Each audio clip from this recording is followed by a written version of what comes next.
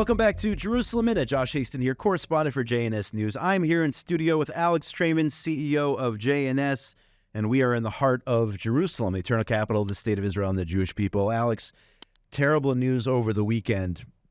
10 Israeli soldiers were killed in 2 different incidents in Gaza.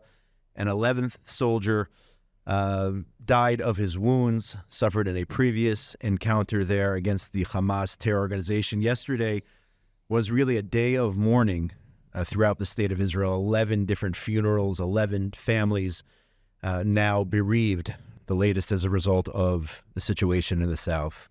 Yeah, you know, the week before, we had all woken up, come back online after the Sabbath to hear that 4 hostages had been rescued. And then this week to log in after the Sabbath to see that 8 soldiers had been killed. They were in a tank, an armored personnel carrier, rather, and was hit with an RPG, caused an explosion. These were 8 members of the Combat Engineering Corps. The Combat Engineering Corps has been among those that have been on the front lines. They detonate buildings one by one. We actually have a colleague here whose son is in Combat Engineering Corps, and that was his commander was killed, and 8 of his close friends. So very, very real, the costs of war for Israelis, and just a bitter day on Saturday night and Sunday. Yesterday, like as you mentioned, 11 funerals, and still reeling, and makes Israelis question, you know, what are the costs of fighting in this war? There's been already 300 soldiers killed since the fighting has started.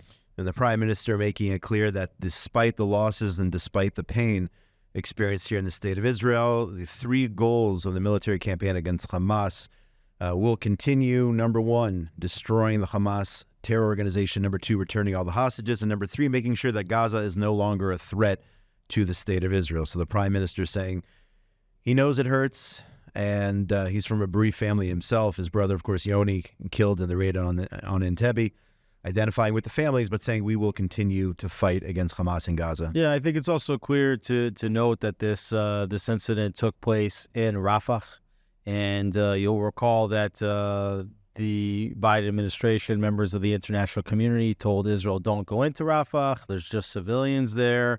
Nothing to see here. But as we've seen since that operation has began, the uncovering of tunnels, rockets fired from Rafah into central Israel, and every single place where the IDF goes, they are engaged in gunfights, and in this case, an RPG that was attacking soldiers in an armored personnel carrier. So clearly, Hamas has embedded itself inside Rafah, justifying the IDF's operation there. But as the IDF moves along and Hamas consolidates its resources into various places, the IDF telegraphing where it's going to go essentially makes the situation more dangerous for Israeli soldiers to operate. So in the midst of all that yesterday, as that was going on, an announcement came out from the IDF that our troops would respect a daily pause in southern Gaza for humanitarian aid. Israel will observe a daily 11-hour humanitarian pause between 8 a.m. and 7 p.m. And we have a map here that shows the exact corridor where this humanitarian pause will take place. And National Security Minister Itamar Ben-Gvir was extremely upset by the fact that Israel announced this. He said, whoever decided on a tactical pause for the purpose of a humanitarian operation, especially at a time when the best of our soldiers are falling in battle, is evil and a fool who should not continue to be in his position. So controversial, I guess, number 1, on the same day that Israel's burying 11 soldiers to announce this pause, Itamar Ben-Gvir is speaking out there. What do we know more in terms of exactly what we're talking about here, this humanitarian aid pause? Well, this certainly is what the Americans wanted. And remember last week you had Secretary of State Antony Blinken here, also National Security Advisor Jake Sullivan, Israel believing that it had to give something to the Americans. The Americans' number 1 concern throughout this conflict has seemingly been humanitarian aid. Israel trying to figure out what it could do to give something to the Americans so that they're not always saying no, and also hoping to get armaments that are critical not only for the war in Gaza, but more importantly for the war upcoming war with Hezbollah, which maybe we'll talk about in a minute, from the United States. But there are a lot of questions. First of all, it was reported that it was a tactical pause for 11 hours in Rafah. That's not the case. It's not that this is a complete tactical pause in all of the areas in Rafah where the IDF wants to operate. Rather, it is a protection of a humanitarian corridor to allow trucks with humanitarian aid to move into a safe zone that the IDF has set up during daytime hours. And you'll remember it was just maybe about a month ago that Israel hit accidentally a convoy of humanitarian aid workers because they were operating at night. So if you want them to operate in the day, then they have to have freedom of movement in specified areas. So that's what this pause is about. It's only in these specified areas. But there are still other questions. And you heard Ben Gvir's remarks about this. The Prime Minister, the Defense Minister, both suggesting that they didn't approve the pause. The pause was approved specifically by the military, that the decision to create this move was a tactical move. It didn't require war cabinet approval or approval of the Defense Minister or the Prime Minister. And then the question is, well, if the Americans wanted this to happen, and if the Prime Minister is saying he had nothing to do with the decision, and the Defense Minister saying he had nothing to do with the decision, well, then who are the Americans talking to where they're able to bypass the Prime Minister and the Defense Minister? Or are you not getting the full picture from the Prime Minister and the Defense Minister? Did the Prime Minister know about it and bypass the war cabinet because he didn't need it and just told the IDF to do it? Well, there are certain parts of this story that are not clear, but in any case, it's, as Ben Gvir is saying, something else that makes the situation increasingly dangerous for the IDF to operate in this area, and angers a lot of Israelis here that are seeing soldiers killed, while the IDF, which is supposed to be ending this war as fast as possible and destroying the enemy, is facilitating humanitarian aid over and above the protection of its own soldiers and its war aims. Yeah, certainly there's a little bit of lack of clarity in terms of where those orders are coming from, if it is from the Prime Minister or the Defense Minister or it's a military operation, and how, if it is the Biden administration, how do they go about bypassing, our senior leaders. At the same time, turning to the north, Israel took out a top Hezbollah leader over the last several days, Taleb Sami Abdallah, the commander of Hezbollah's Nasser unit. 300 commanders were killed in a raid between Wednesday and Thursday in an Israeli airstrike near Tyre in Lebanon. Hezbollah responds, launching hundreds of rockets at northern Israel, and of course, because of the dry weather, sparking fires in the north. I think it's like 15,000, if not more, dunam of land has been burned as a result.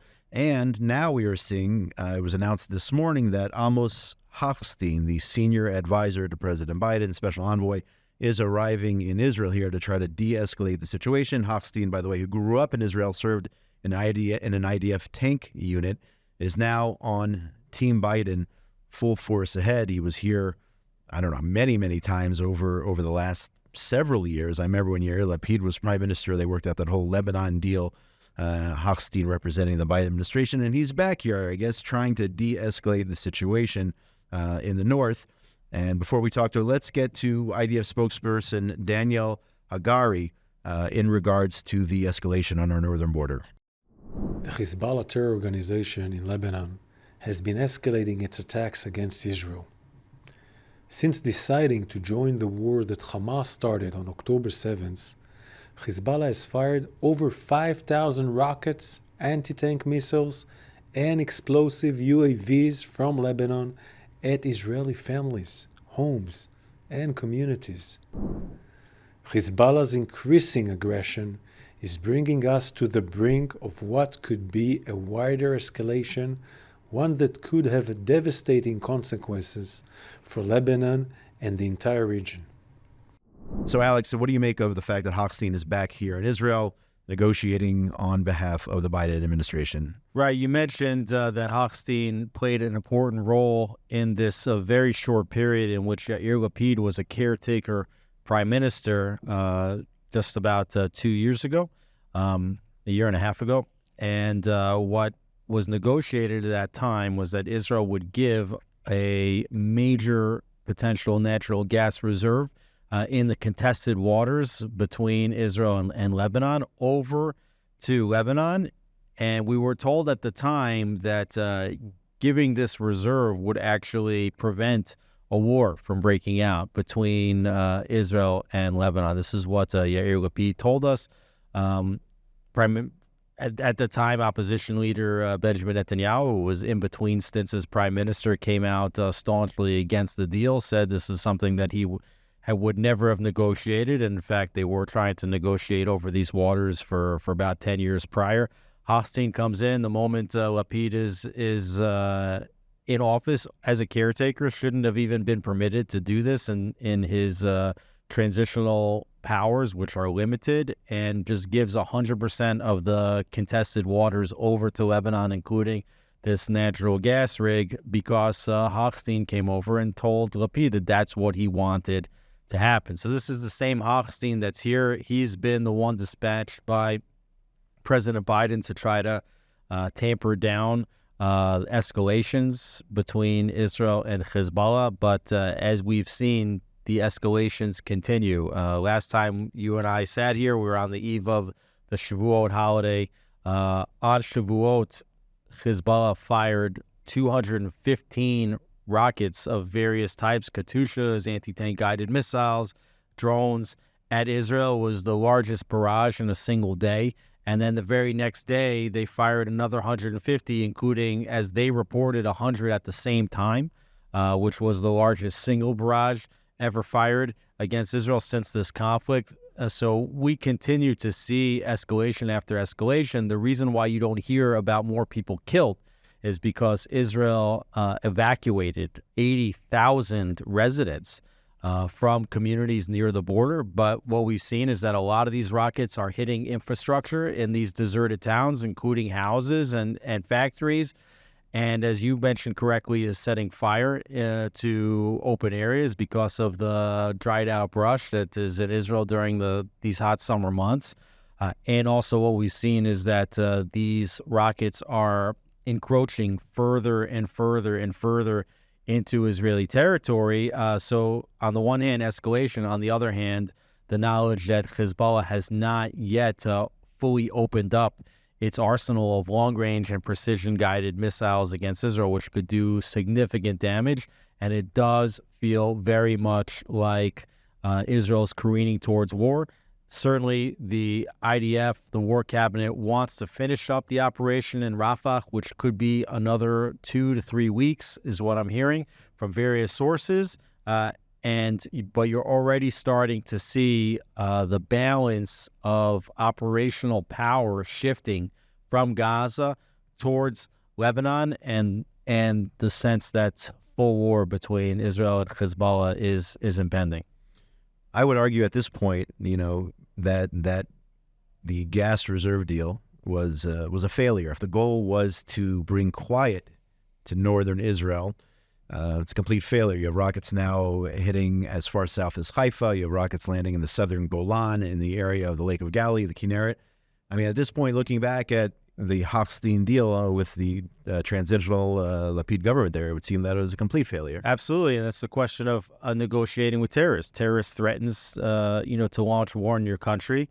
You have a disputed territory with a natural gas reserve, which could have potentially a lot of natural gas in it. And Israel says, okay, well, we'll just give you everything that you want in order to buy quiet. I mean, that's extortion. So, Israel gave into that, and it has lost its deterrent power. And that's what happens when you negotiate with terrorists and you give them exactly what they want. What that does is it encourages them to take more actions because they see that you'll give them what they want. If a terrorist organization pays a price for their aggression greater than the damage that they can cause with their aggression, then they will pause before being aggressive again. This is basic math here. It's not rocket science, but Yair Lapid, when he was the prime minister, together with Hasten, negotiated with terrorists, and here we are just a year and a half later on the brink of a war that we were promised we would avoid by giving away this natural gas. And of course, UNIFIL, the UN body in northern Israel, which after the Second Lebanon War was supposed to keep things quiet, was supposed to help in the disarmament of Hezbollah. Obviously, they are a complete failure and a joke. I think it's really important. You have to look back at some major mistakes that the Israeli government has made over the years. And this might seem obvious, but the pullout from Gaza Strip in 2005, the removal of 8,500 residents from their homes, the taking out of dead bodies in the ground to bring them back into Israel because they understood that Hamas would destroy the cemeteries.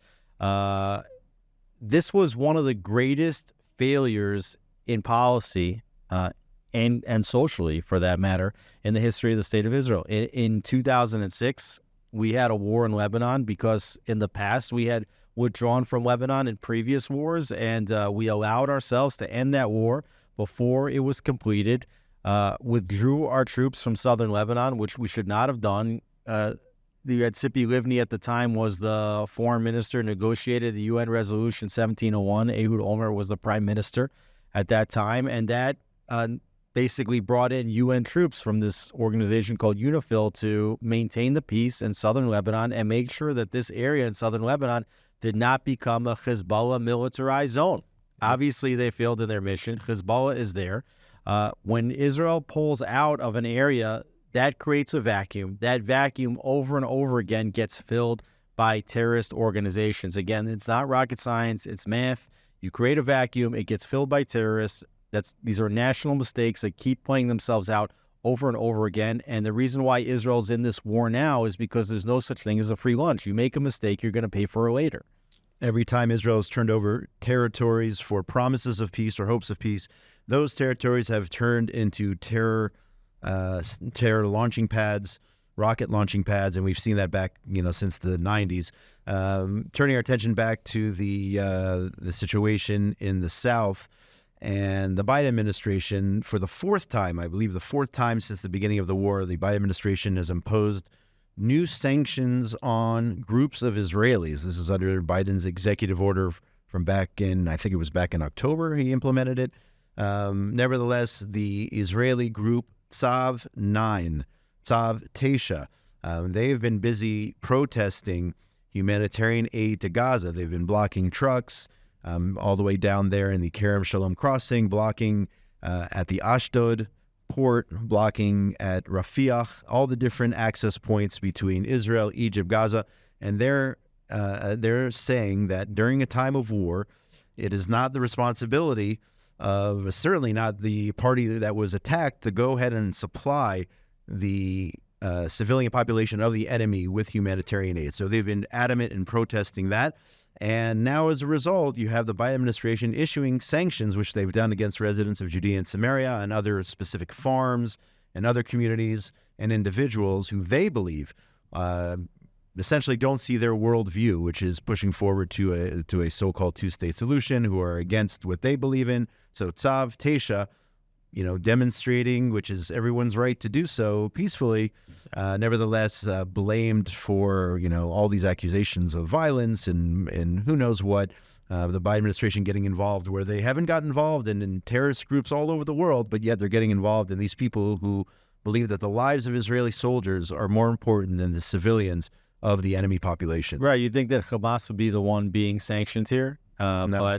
But the United States is doing everything that they can to bring in as much food and materials into the Gaza Strip as possible to feed Gazan citizens that support Hamas and have proven that they support Hamas over and over again. And, they always talk about in a democracy how the right of protest is sacrosanct, except here when the protest goes against what the U.S. policy is. So when you have hundreds of thousands of Israelis, or tens of thousands, or hundreds in some cases, protesting against the Israeli government, so the Biden administration and others, they stand with those protesters, right? But here, when you have protesters that are exhibiting the will, I think, of most Israelis, okay? Most Israelis don't want to see the IDF facilitating humanitarian aid into the enemy population, and you have Tzav 9. These are a few, I would say, brave protesters that are standing up for what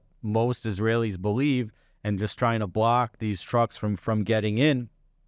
so then the Biden administration comes in and sanctions them, which is an irony, and it just demonstrates, I think, how much they actually value the right of protest. They value the right of protest when it aligns with their policies, and how much they value humanitarian aid over other important policies. Yeah, practically, I don't really know what this means. I don't even know if Tzav Tesha is an actual nonprofit organization, but nevertheless, on one hand, it's symbolic just to send a message. On the other hand, they could go technically find the leaders of the organization, go after their bank accounts in the U.S. and freeze them, as they did with all the other residents of Judea and Samaria, those who support them. It's important to note that when the first sanctions were leveled, the Israeli banks actually came in and froze the accounts of these individuals, because those Israeli banks said, well, wait a second, we have to use SWIFT in order to conduct international transactions. And if we're not complying with an international sanctions regime, then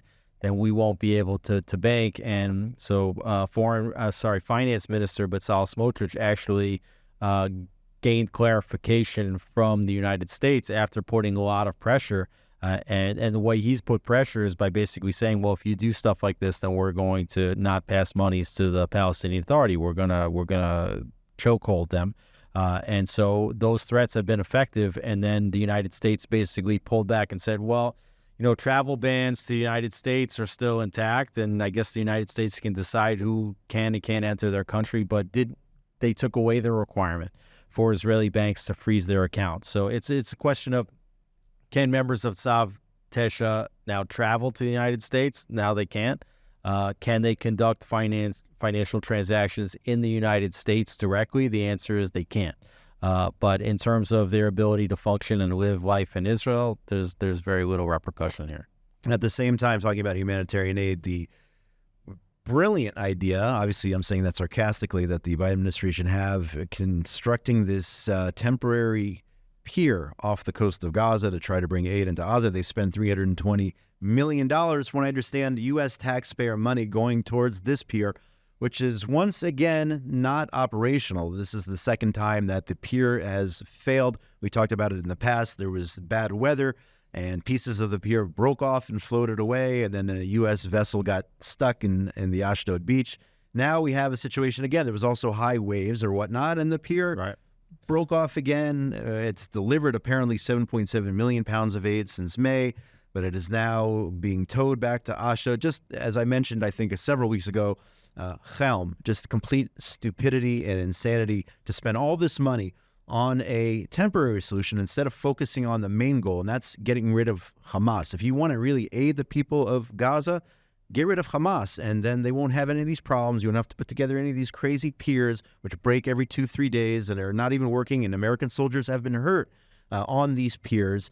I think one critically several weeks ago because of this, this pier, this joke falling apart. Well, when you talk about bad weather, so there's no rain or storms in Israel between April and November. Yeah, it's waves. It's high waves. That's what it is. The normal high waves that are off the Mediterranean. And by the way, we're not talking about Hawaii waves over here. These are just normal Mediterranean waves that are there every single day in the summertime. And basically what it demonstrates is that the pier never had a chance to succeed because you don't have any kind of extenuating circumstances or really bad weather. Just even in the normal weather, this pier can't withstand just being in the water. It's like made out of Lego, basically. That's really what it is. Yeah, I mean the Mediterranean's choppy, but this is known. It's a known situation.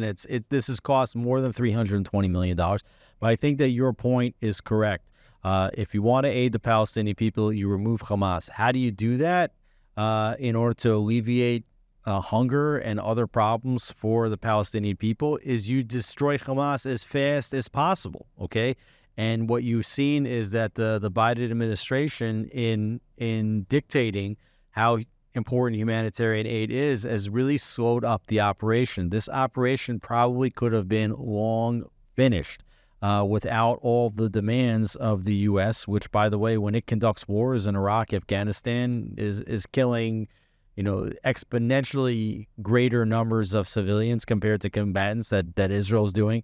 And you just want this war done as soon as possible, because as soon as the war is done, that's when real rehabilitation efforts can take place, provided, of course, that the ones overseeing the rehabilitation is not Hamas. And the United States not only has been slowing down the war effort, but also seems resolved to the fact that Hamas will still remain intact in some way, shape, or form in the Gaza Strip. So the last thing that you want for the Palestinian people is for Gaza to be there. And there was even a piece this week in the New York Times which said that more Gazans are now openly speaking out against Hamas. This should have been brought to the forefront from the beginning. Everybody should have been putting the blame on Hamas. The Palestinians should have been encouraged to be putting the blame on Hamas. And Israel should have been the one that put their boots down in Gaza and saying, we're the ones in charge of distribution of food. We're the ones in charge of the rehabilitation effort, because Hamas cannot exist anymore in this territory as a military entity, and certainly not as a political entity as well. And they could have saved a lot of money here. Instead of building this Lego pier, they could have insisted that Egypt open their border. They really wanted to, A, provide humanitarian aid, and B, allow those who wanted to escape the war front go into Egypt, yet the Egyptian border closed, and the U.S. putting no pressure on Egypt to get involved in the situation at all. The United States, one of the things that they really demanded in the beginning of this war was that Israel would not go into this Philadelphia corridor, which is the basically the line between Gaza and Egypt. And we understand now why, because of all of the smuggling routes between Egypt and Gaza that were there. And so when you see that the United States is basically negotiating for the release of hostages using Egypt and Qatar as the facilitators and negotiators with Hamas, these are two parties that have been proven to be working with Hamas from the beginning. And if the United States is negotiating via Qatar, via Egypt, with both of those funneling money, housing terror leaders, smuggling weapons. I was speaking this week to a reservist that was just out of Gaza for a couple of days. And he was going back in. He just was home for the weekend, and he was over at my house for a Friday night dinner. He told me that some of these tunnels that go from Egypt to Israel are wide enough for two trucks to be going in different directions side by side.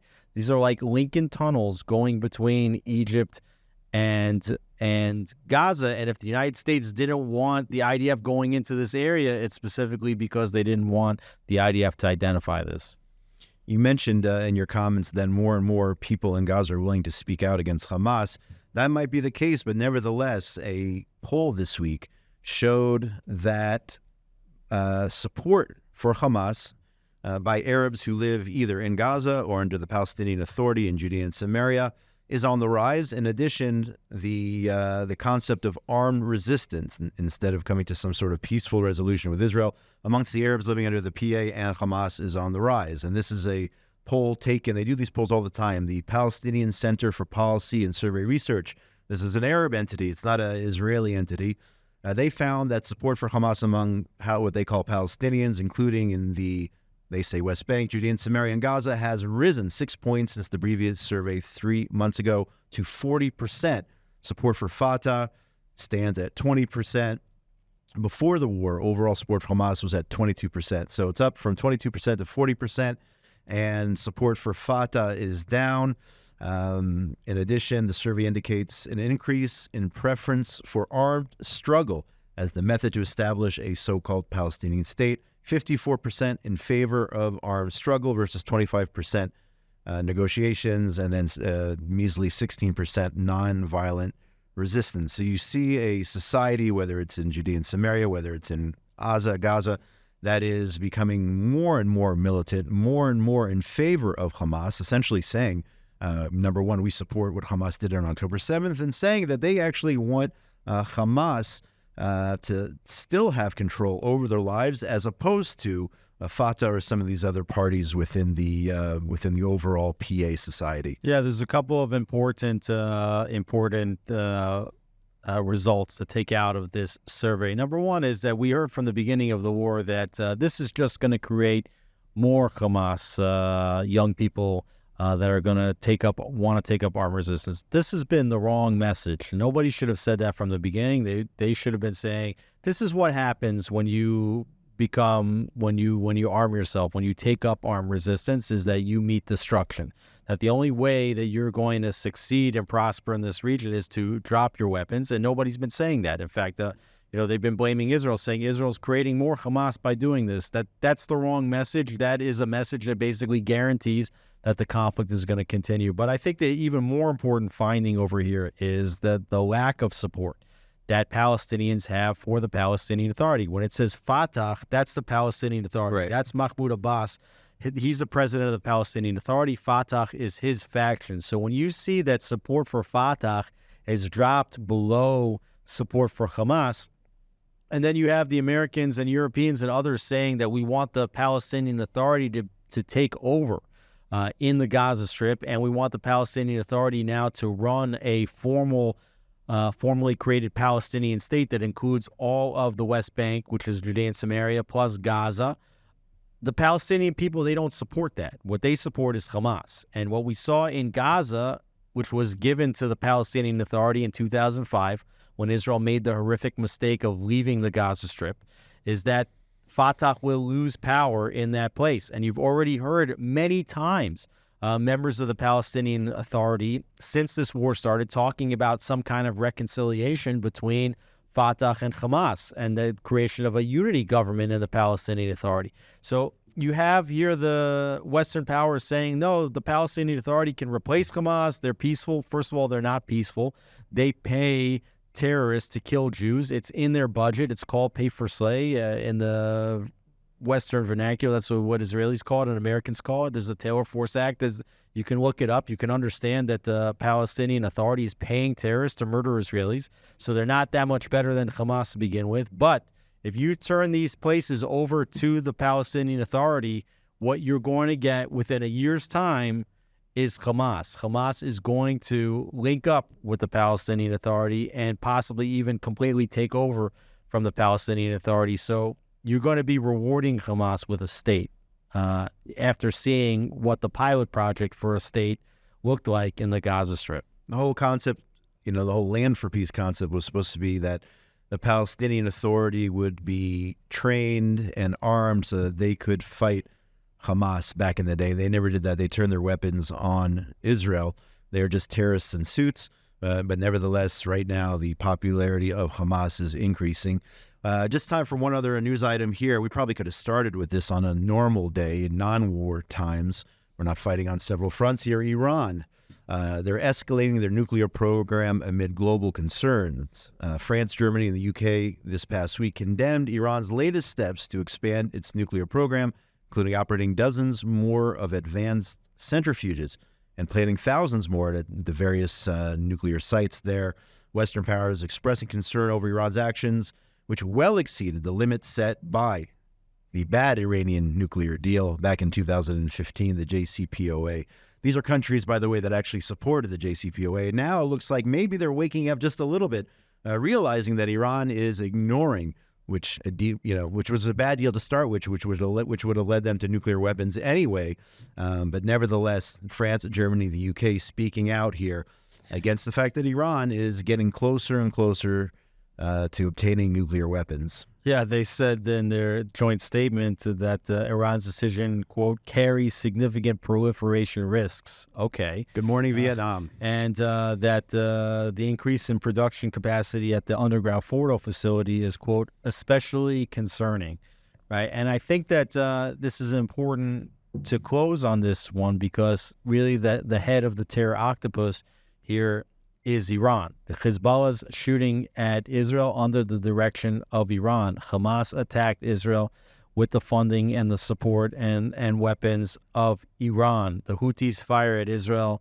They are another terror proxy of Iran. And when you look at the proliferation, the nuclear proliferation of Iran, and the belief that,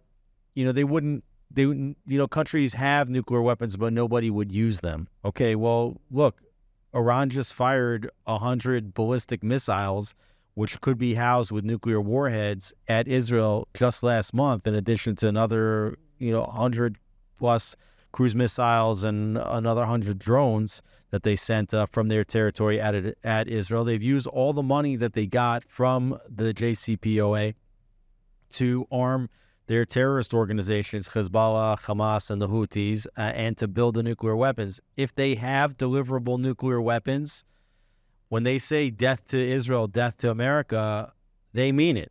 They use every tool that they have at their disposal to attack Israel. They're doing it as we speak. And the idea that Western powers have facilitated the development of these nuclear weapons is an existential threat to the state of Israel. Israel is fighting this war today because of the JCPOA. That has to be understood. The fact that these countries are saying that these moves that Iran's taking are especially concerning, that's especially concerning because these are the countries that are supposed to be policing the world and making sure that rogue powers that are the number one state sponsor of terror don't get the nuclear weapons which they could use to completely wipe the state of Israel off the map, when they say at the same time that their goal is to wipe the state of Israel completely off the map. If just listen to them, the things that they say are what they plan to do. And if you don't believe what they say, look at what they do. They have been creating a ring of fire of terror organizations around the state of Israel that Israel's fighting as we speak today in a real military conflict.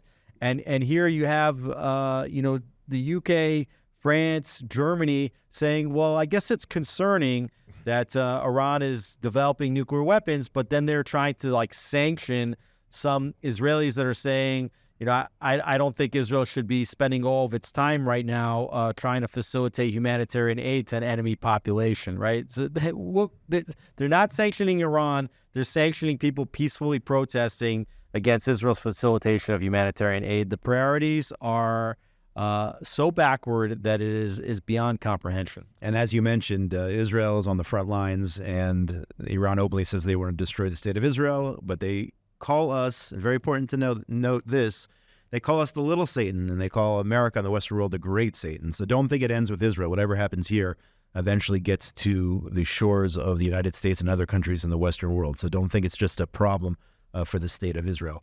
And that's going to do it for today. Another edition of Jerusalem Minute here on JNS TV. Josh Hasten, correspondent for JNS, along with Alex Traiman, CEO of JNS. Shout out to Ryan Lifshitz for everything he does behind the scenes. Make sure you check out all the amazing content on JNS TV and minute-to-minute updates on the situation here in Israel and throughout the Middle East on jns.org. Continue to pray for the well-being of our brave men and women, the soldiers of the IDF who are on the front lines protecting all of humanity, really. Have a great week, everybody. Shalom, shalom from Jerusalem, the eternal capital of the state of Israel and the Jewish people. Have a great week.